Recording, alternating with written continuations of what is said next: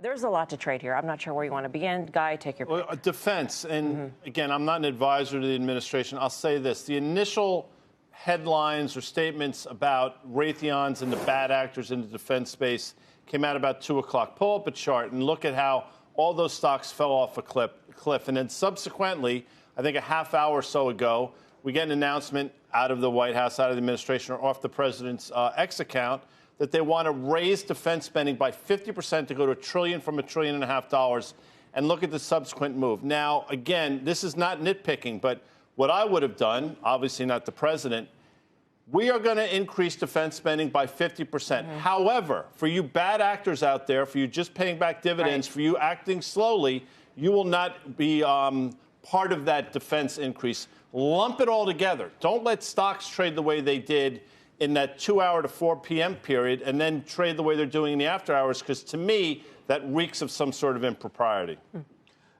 The housing stuff to me is maybe more interesting just because I think this is really more Main Street and the main economy. Defense spending is often, one-on-one with the government. And I do think defense spending around the world, those budgets are going higher. We just talked about that. So I'm more focused on what can and cannot be done in terms of mandating what real estate and private equity guys and certainly hedge funds can do in terms of buying up mass amounts of the housing market. Remember, also, institutions were the ones that really bailed out the housing market back in the day. And I'll just say that some of those big institutional and hedge fund private equity, private credit folks have made a ton of money in the real estate space, and they probably deserve it for taking a ton of risk. Also, we're best friends, or they were very convenient strategic partners for the government to really push them into that market. So I'm not sure that this is anything more than a headline that is very important in terms of affordability.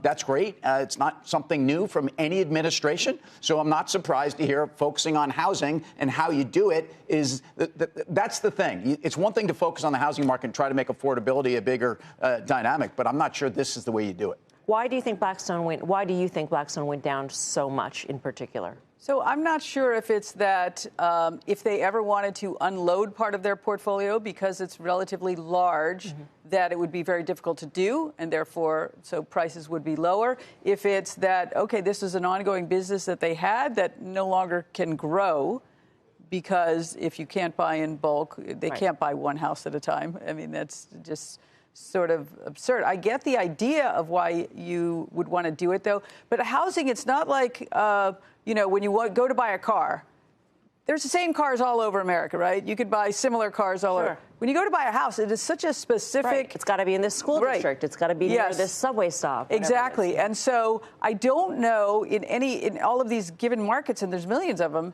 how much this institutional buyer really moves the needle. I'm not sure.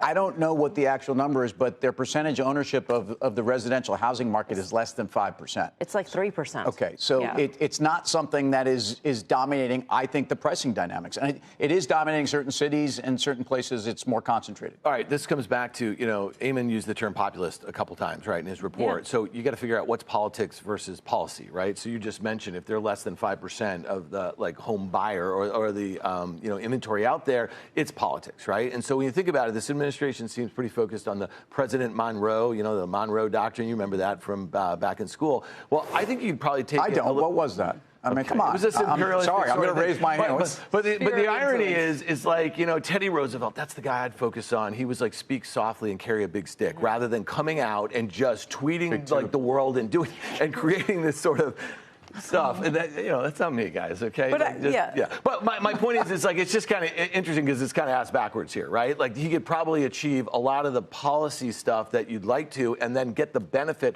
on the political front if he just kind of took a different stance about this. So you can take this in a midterm year and throw a bunch of stuff up against the wall and see what sticks. But at the end of the day, it's going to get a little crowded there on the news front.